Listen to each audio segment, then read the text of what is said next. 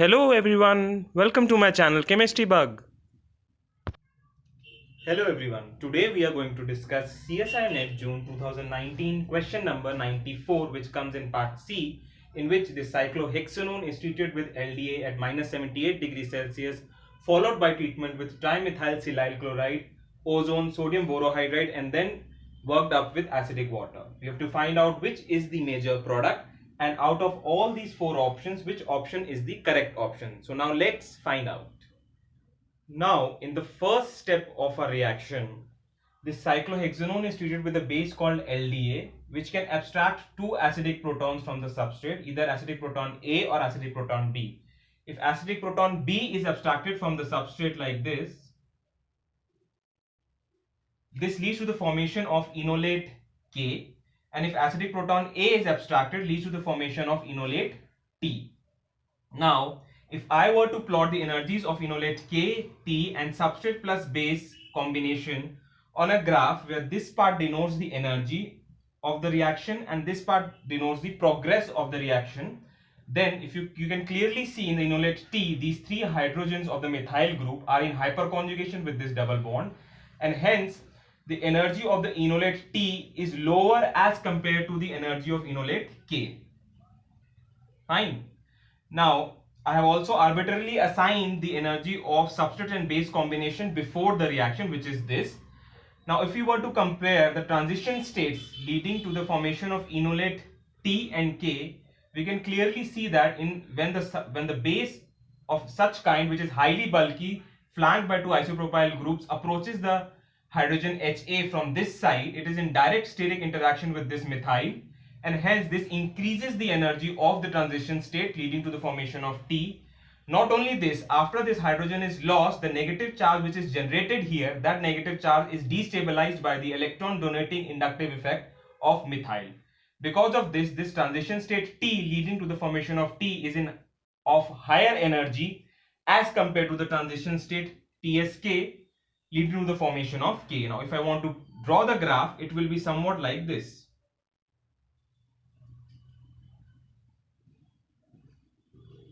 Now, a peculiar thing about this graph is that if we see carefully, now this energy, which is the activation energy required for the formation of K, and consequently this energy, which is also the activation energy required for the formation of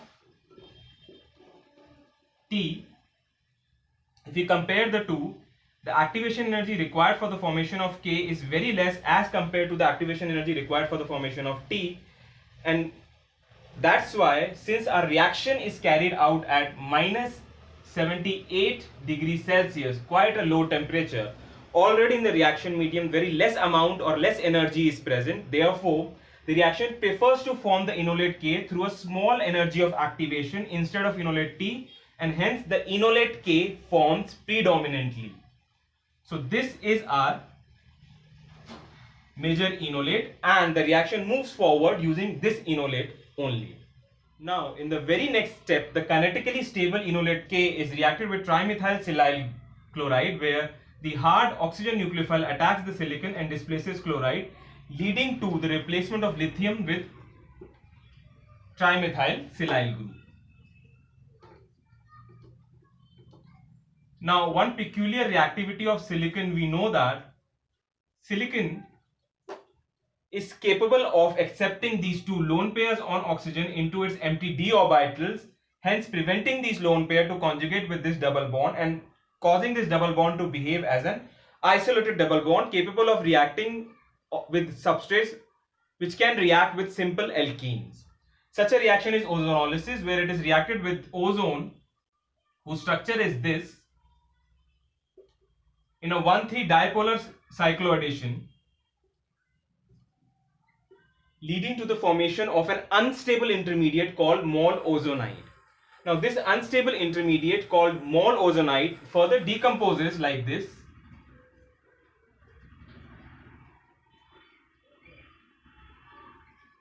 leading to the formation of another intermediate like this through a reverse 1,3 dipolar cycloaddition, and again if you can clearly see, this is another dipole present in the intermediate, and this dipole can again react in a second 1,3 dipolar cycloaddition like this, leading to the formation of the first stable intermediate in this whole reaction called ozonide.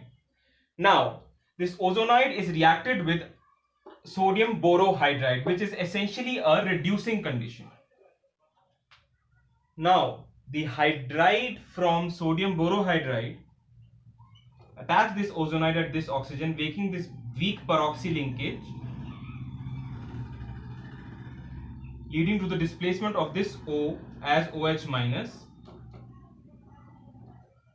forming this product.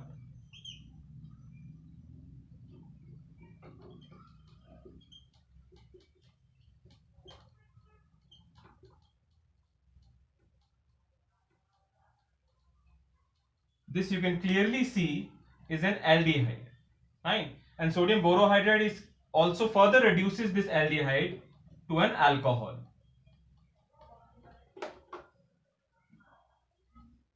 Right. But this sodium borohydride is incapable of reducing this group because it is an electron rich group, and sodium borohydride is also electron rich, and it prefers electron deficient species. Now in the next step, this is reacted with an acid. Right? What acid does it protonates this oxygen. Now to neutralize this positive charge, this trimethylsilyl group leaves, leading to deprotection of our acid, and we get is this. Now if you clearly see, there is another OH here. This OH is also protonated.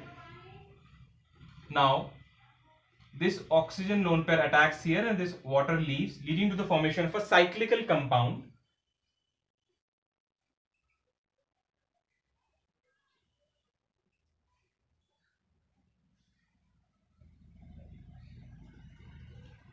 which is this. Now this compound can also be written as